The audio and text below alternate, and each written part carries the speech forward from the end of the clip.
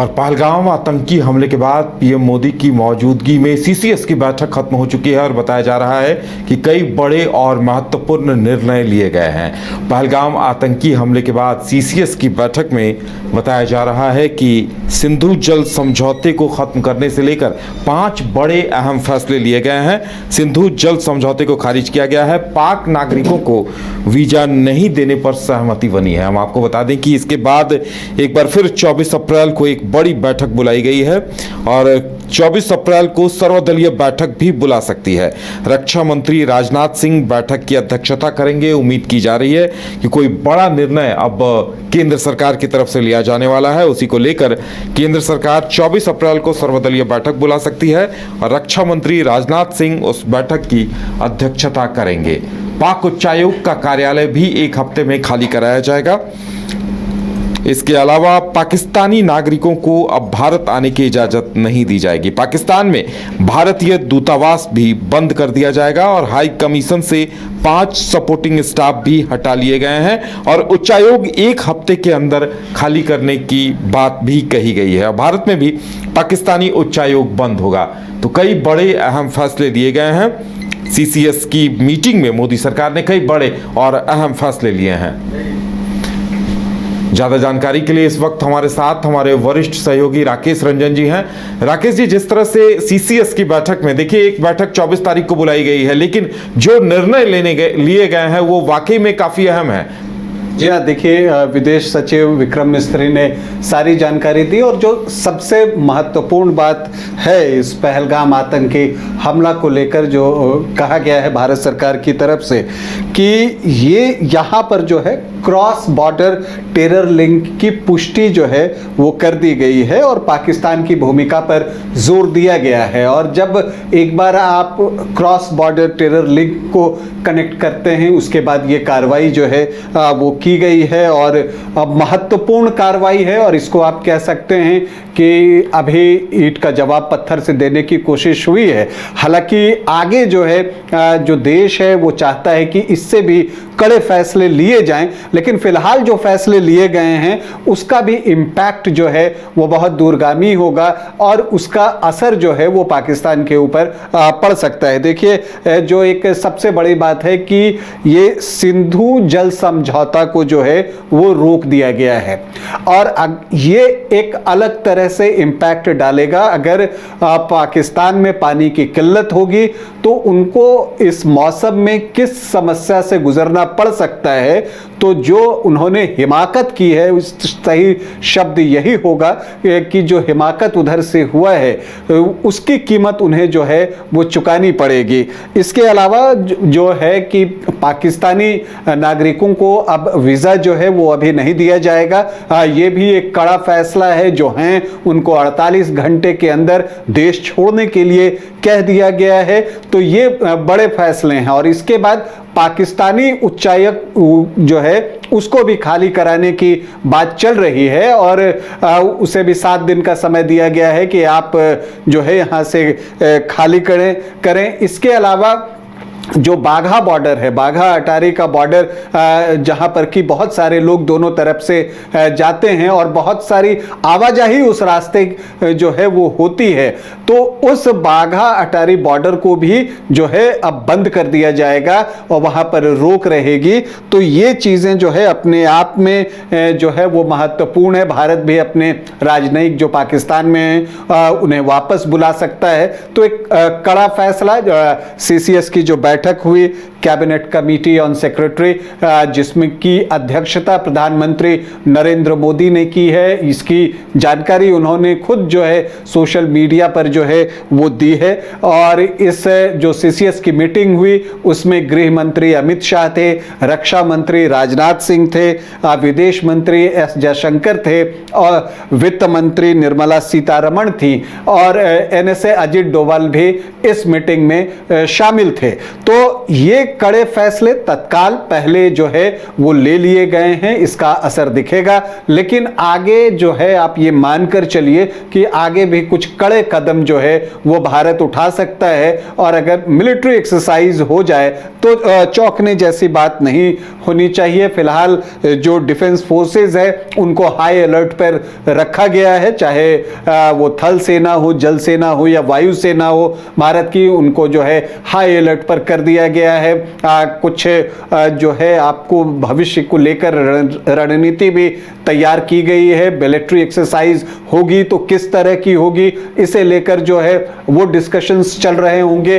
निश्चित तौर पर बहुत सारी चीजें हैं जो पब्लिक के सामने अभी नहीं आएंगी, और वो आनी भी नहीं चाहिए, चूंकि वो सुरक्षा से जुड़ा मामला होता है, और उसमें जो एक आपको ये चीजें होती हैं कि उसे गुप्त ही रखा जाए और फिर उसको इंप्लीमेंट किया जाए उसी तरह से। लेकिन आप कह सकते हैं कि जो पाकिस्तान की तरफ से जो ये आतंकी हमला, जबकि अब टेरर लिंक एस्टैब्लिश होता हुआ दिख रहा है और विदेश मंत्रालय ने भी इसकी पुष्टि कर दी है, तो अब ऐसा लगता है कि पाकिस्तान के और भी बुरे दिन आने वाले हैं। चूंकि ऐसे भी पाकिस्तान के दिन बुरे ही चल रहे हैं, लेकिन आने वाले समय में ये और भी बुरा हो सकता है। जिस तरह की हिमाकत उन्होंने यहाँ पर पहलगाम में की है, और जो आतंकवादियों ने घटना को अंजाम दिया जिसमें निर्दोष व्यक्ति जो है उनकी जान चली गई, और जो एक टारगेट किलिंग की बात यहां पर निकलकर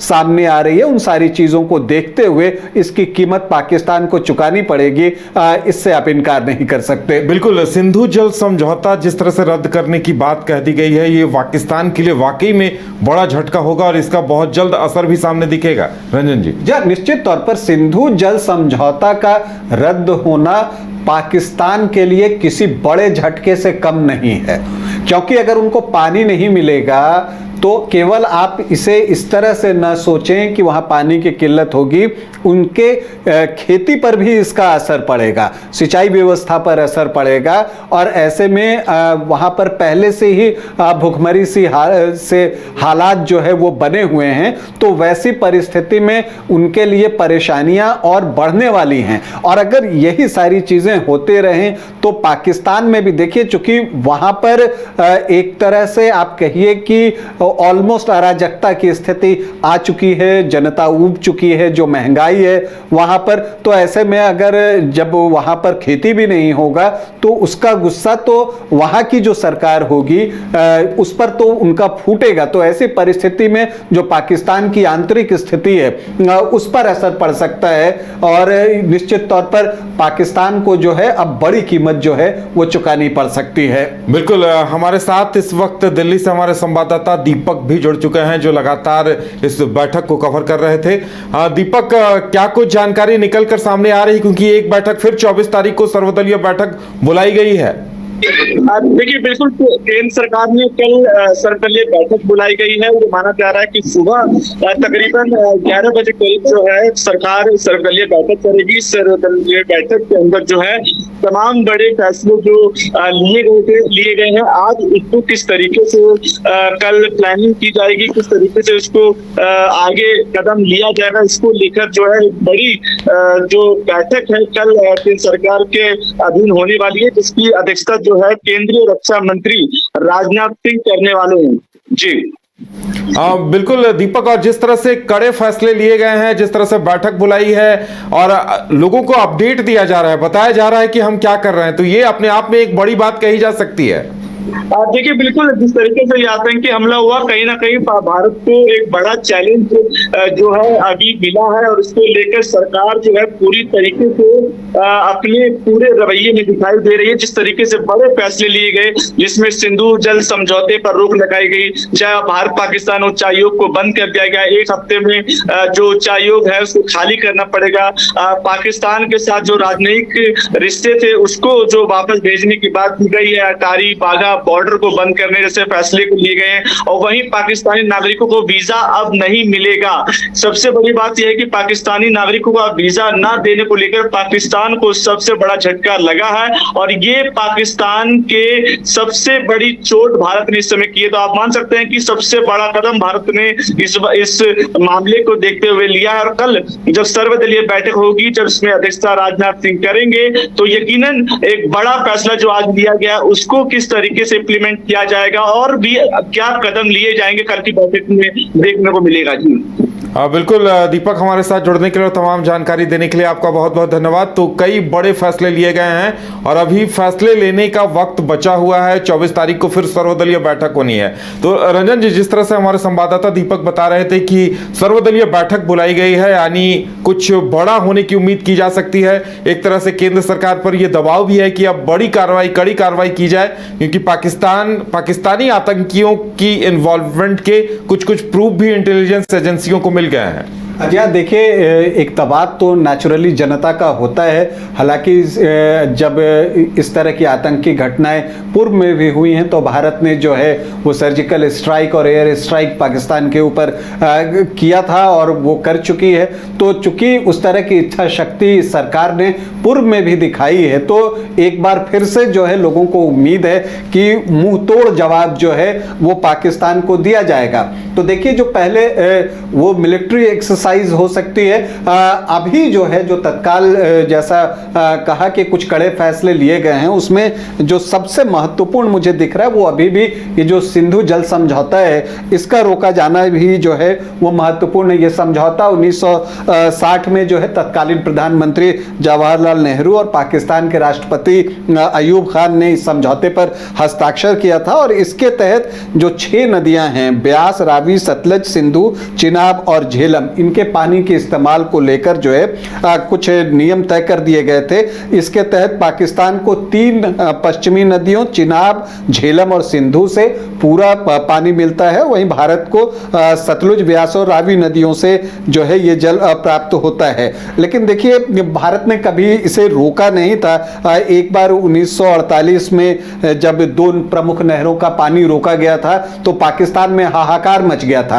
अब जबकि एक बार फिर से ये बातें कही जा रही हैं कि सिंधु जल समझौता को रोक दिया जाएगा, तो ऐसे में फिर पाकिस्तान की जो खास करके पंजाब की 17 लाख एकड़ जमीन है ना, वो बिल्कुल पानी के लिए तरस गई थी। जब 1948 में भी हुआ था तब भी, तो अभी भी जो पाकिस्तान की जमीन है वो बिल्कुल प्यासी रह जानी है, लोग प्यासे रह जाने हैं। खाद्यान्न उत्पादन में कमी आएगी तो वहां पर संकट और गहराता चला जाएगा। तो वैसे भी जब आप इस तरह के कर्म करते हैं, बुरे काम करते हैं, तो उसका नतीजा बुरा ही जो है वो उठाना पड़ता है और पाकिस्तान को इसकी कीमत चुकानी पड़ सकती है। बिल्कुल रंजन जी, जिस तरह से आतंकियों ने हमला किया था तो उन्होंने ये शब्द भी कहा था, ये वहां के प्रत्यक्षदर्शी जो भुक्तभोगी हैं उन्होंने कहा था कि और करो तरक्की और हो जाओ खुशहाल। तो यानी कहीं न कहीं भारत की तरक्की, खुशहाली, या फिर कहा जा सकता है कि कश्मीर में इस वक्त जिस तरह से होटल्स फुल चल रहे थे, सारी ट्रेनें बुक थी, तो ऐसे में कहीं न कहीं पाकिस्तान को यह बात चुभ रही होगी कि भारत में या कश्मीर में इतनी समृद्धि आ रही है, और शायद यही उनके शब्द बयां कर रहे थे कि और करो तरक्की और हो जाओ खुशहाल।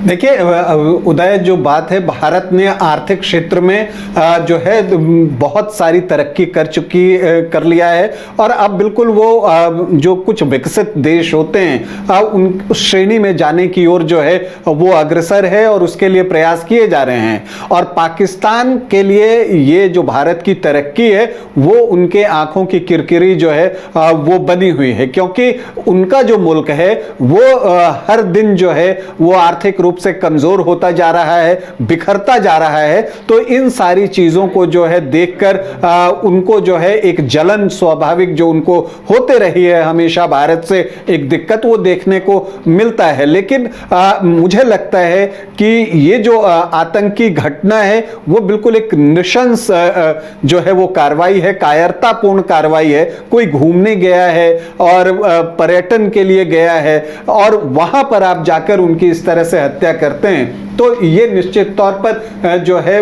उसे आप घृणित कार्य ही कहेंगे। और इसलिए जो है पूरे देश में उबाल है और पूरा देश जो है वो गुस्से में है और वो चाहता है कि सरकार जल्द से जल्द जो है वो कड़ी कार्रवाई करे।